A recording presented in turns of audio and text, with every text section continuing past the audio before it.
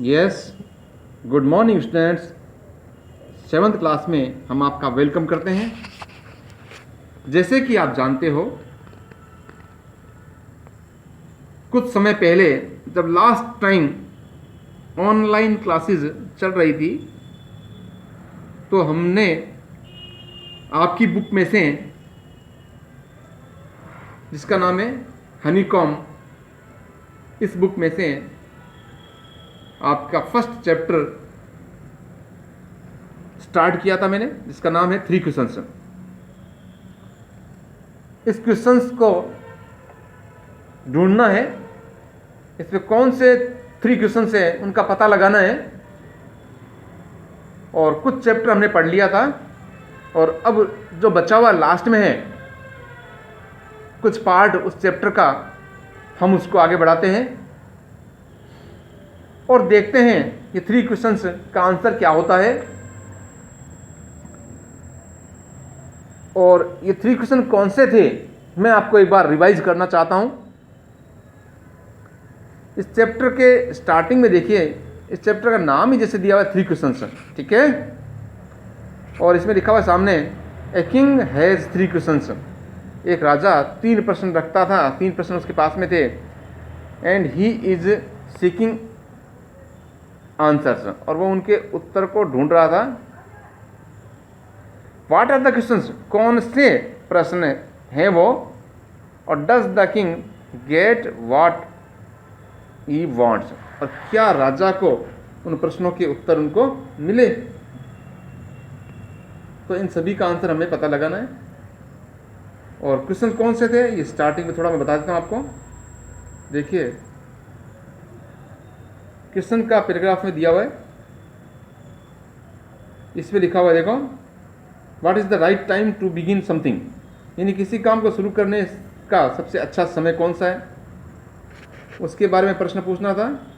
Which people should he listen to, और किन लोगों की उस राजा को सुनना चाहिए, ये प्रश्न था उसका दूसरा। What is the most important thing for him to do, और सबसे महत्वपूर्ण जो है उसके लिए कौन सा काम था जो उसे करना चाहिए, उसके बारे में उसका आंसर उसको ढूंढना था। यानी किंग जो है इन तीनों प्रश्नों के आंसर ढूंढते हुए जगह जगह जाता है, और फिर आपको पता है जंगल में निकलता है, फिर ऋषि मुनि के पास में जाते हैं, और फिर ऋषि मुनि के पास में जाने के बाद में उसका आंसर क्या होता है और कैसे आंसर मिलता है उसको, इसको हम आगे पढ़ेंगे। और ये पेज नंबर आपके हम 12, पेज नंबर 12 दिया ऊपर, देखो, इसके लास्ट टाइम हमने पढ़ा था, कंप्लीट कर लिया था इस पेज को। और क्वेश्चंस वाइज मैन तक हमारे ट्रांसलेशन किया हुआ है और रीडिंग की हुई है। आज हम शुरू करते हैं इससे जस्ट आगे का पैराग्राफ, और इस चैप्टर को कंप्लीट करने की कोशिश करते हैं। देखते हैं उसके आंसर किस तरह से उसको मिलते हैं। तो पढ़ते हैं और मेरे साथ में रीडिंग करना, और इसके अलावा आपको जो है इसकी ट्रांसलेशन समझनी है और आंसर ढूंढने की कोशिश करनी है। You have already been answered, तुम्हें तो पहले से ही आंसर मिल गया है। ये उस ऋषि मुनि से बात चल रही है और ऋषि उनके बारे में बताता है। Said the hermit still bending down to the ground, और वो कहता है, ऋषि अभी भी जमीन पर झुका हुआ है, वो अभी भी जमीन पर झुका हुआ है वो। और ऋषि कहते हैं कि तुम्हें सारे आंसर मिल गए हैं। And looking up at the king, और राजा की तरफ देखते हुए, as he stood before him, जो उसके सामने खड़ा था, राजा के सामने देखता हुआ बोला कि तुम्हें सारे आंसर मिल गए हैं। How have I been answered, मुझे आंसर कैसे मिले, मुझे उत्तर कैसे मिले। व्हाट डू यू मीन, तुम्हारा क्या तात्पर्य है ऋषि, आपका क्या मतलब है, मैं समझ नहीं पाया। डू यू नॉट सी, क्या तुम नहीं देखते हो, रिप्लाइड द हर्मिट, उस ऋषि ने उत्तर दिया। If you had not pitied my weakness yesterday, यदि तुम मेरी कमजोरी पर दया नहीं करते, पिटीड दया की और वीकनेस कमजोरी पे, वो ऋषि कहते हैं कि हे राजन, हे राजा, अगर तुम मेरी कमजोरी पर दया नहीं करते ना, यस्टरडे कल दया नहीं करते, and had not dug these beds for me, और मेरे लिए ये जो क्यारियां हैं, क्यारियां जो पौधों की क्यारियां जिसमें पौधे लगाए जाते हैं, वो क्यारियां नहीं खोदते। राजा ने उसके लिए वो कमजोर देख करके उसको क्यारियां खोदना शुरू किया था। तो वो ऋषि कहते हैं मेरे लिए अगर क्यारियां नहीं खोदते, you would have gone away, तो तुम वहां से चले जाते। इन क्यारियों के लिए तुम यहाँ रुके हो, खड्डा खोदने के लिए तुम यहाँ रुके हो, अदरवाइज आप चले जाते। Then that man would have attacked you, और फिर वो व्यक्ति तुम पर हमला कर देता, है ना। And you would have wished you had stayed with me, और तुम्हारी जो इच्छा हो, जो मेरे साथ में रहने की, वो हो जाती। So the most important time was, और इसलिए सबसे महत्वपूर्ण समय ये है when you were digging the beds, जब तुम क्यारियों को खोद रहे हो। यानी सबसे महत्वपूर्ण कार्य ये आ गया तुम्हारे लिए। ये तुमने पूछा सबसे इंपॉर्टेंट काम कौन सा है मेरे लिए, तो सबसे इंपॉर्टेंट काम ये है जो डिगिंग द बेड्स, क्यारियों को खोदना, ये महत्वपूर्ण काम है। And I was the most important man, और सबसे महत्वपूर्ण व्यक्ति मैं हूं।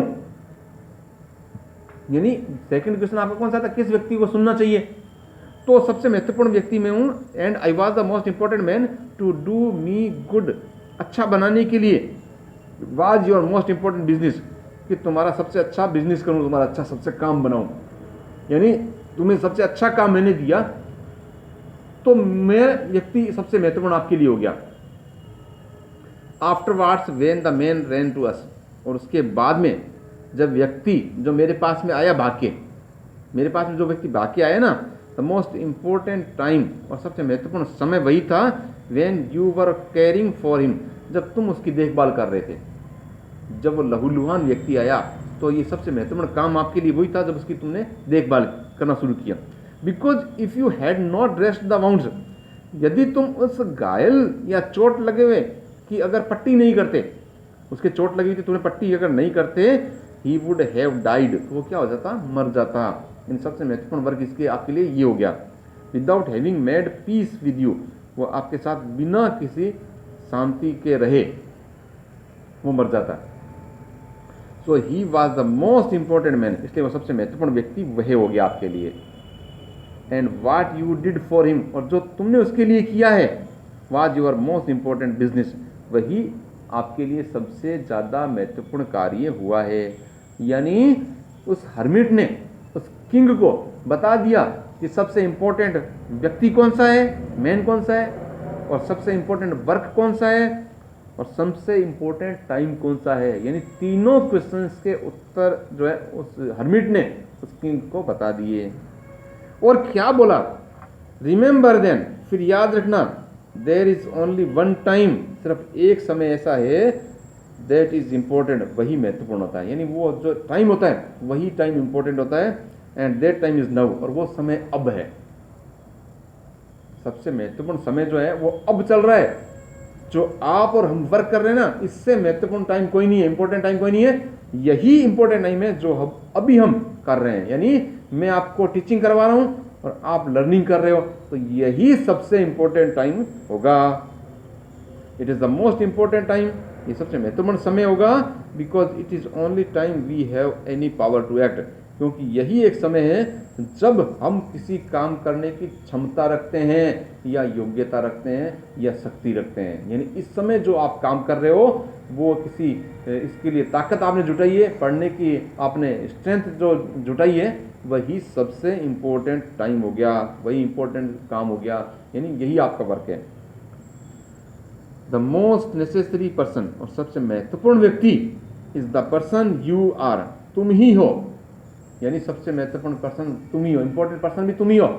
ये हर्मिट उस किंग को कहता है विद ए पर्टिकुलर मोमेंट, एक विशेष क्षण के साथ में। यानी ये वर्क जो कर रहे हो वो सबसे इंपॉर्टेंट पर्सन भी तुम ही हो, और इस इंपॉर्टेंट वर्क के साथ में जो आप कर रहे हो।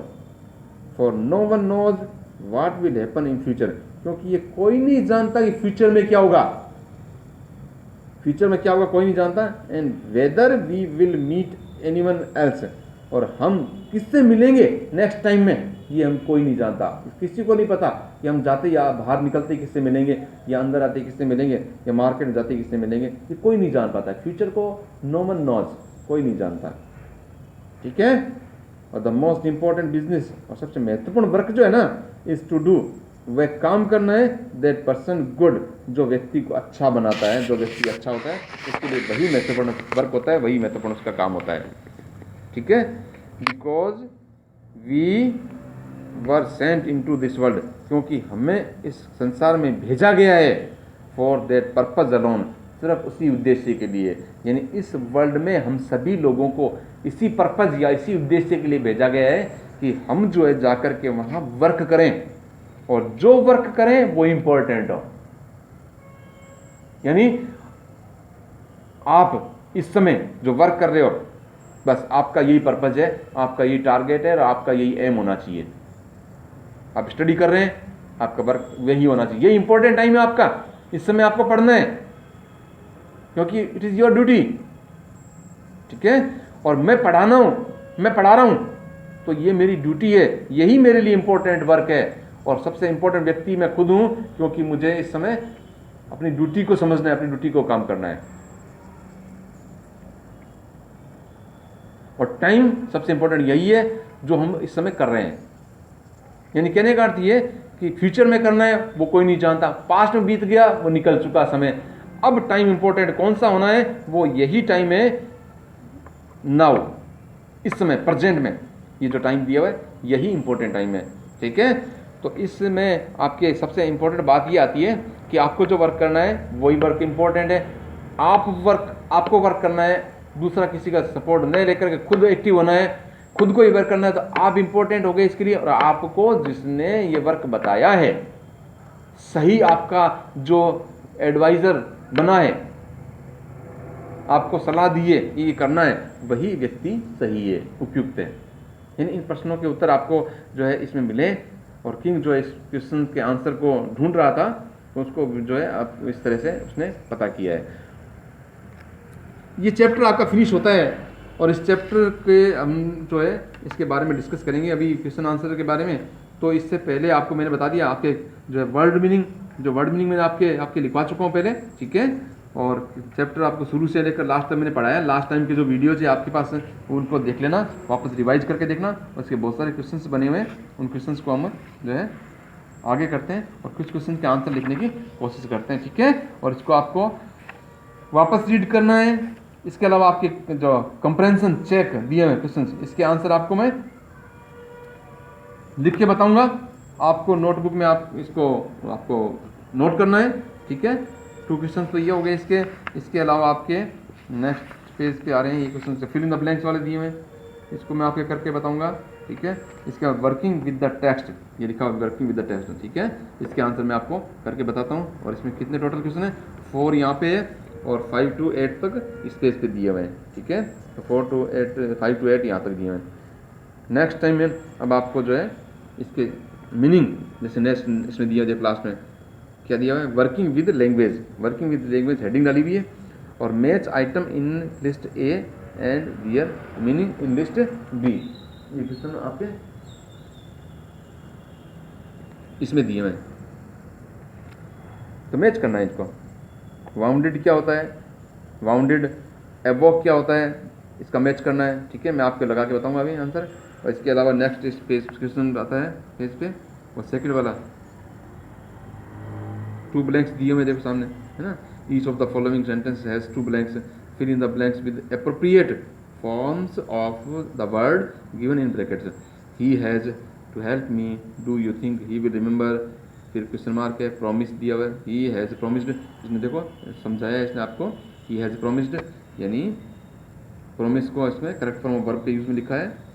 तो हैज़ प्रॉमिस्ड फर्स्ट ब्लैंक में लिखा है, और फिर लिखा गया do you think he will remember his promise, promise कहीं उतर जाएगा। यानी यहाँ पर इसने जो एक वर्ब का फॉर्म आ रहा है और एक जो आपके एडवाइस की तरह ये जो है नाउन का रूप में यहाँ पे एक वर्ड बन रहा है, तो ये लिखा हुआ है। ठीक है, इसका आंसर बताऊंगा आपको फिर मैं।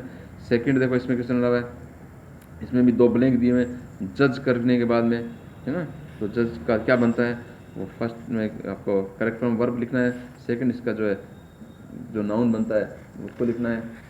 मैं बताऊंगा आपको, अभी क्वेश्चन समझा देता हूँ फिर इसका आंसर करना शुरू करेंगे। ठीक है, इसके बाद में second, third, fourth, fifth, sixth और सेवन्थ ये सभी दिए हुए हैं और लास्ट में इसमें सीकिंग एंड राइटिंग भी लिखा हुआ है। अब तो मार्केट में बुक्स आ गई बेटा, अगर आपके पास बुक्स है तो उसमें बुक में से आप देख सकते हो, अदरवाइज़ मैं आपको सारा एक्सप्लेन करके बता रहा हूँ, उसमें आपके समझ करके आपको वर्क कर सकते हो ना। जैसे देखो, इमेजिन यू आर किंग, कल्पना करो कि अब राजा हो। Narrate the incident of your meeting with the hermit, तो उसको वर्णन करना है जो आपका किसी ऋषि मुनि के साथ में मिलना होता है। बिगिन लाइक दिस, इस तरह से शुरू करते हुए, the wise man answered my questions, है ना। तो बुद्धिमान व्यक्ति ने मेरे प्रश्नों को उत्तर दिया, but I was not satisfied, लेकिन मैं संतुष्ट नहीं हुआ with their answers. One day I decided to go and meet the hermit, एक दिन मैंने निश्चय किया जाने का और मिलने का उस हर्मिट से, यानी उस ऋषि से मिलने का निश्चय किया। उसके बाद में क्या इवेंट बनता है वो आपको बनाना है, तो ये भी आपको करने का होता है, वो मैं आपको एक्सप्लेन करके और बताऊंगा।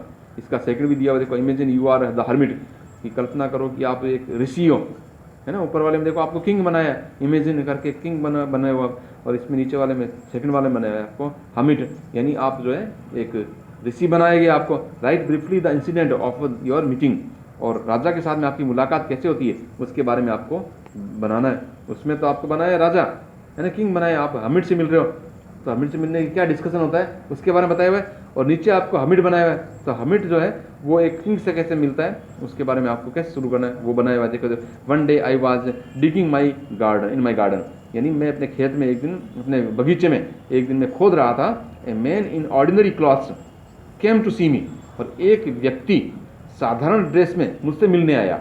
सी मीन्स देखना, ये मिलना दोनों होता है, तो मिलने मुझसे आया, ठीक है।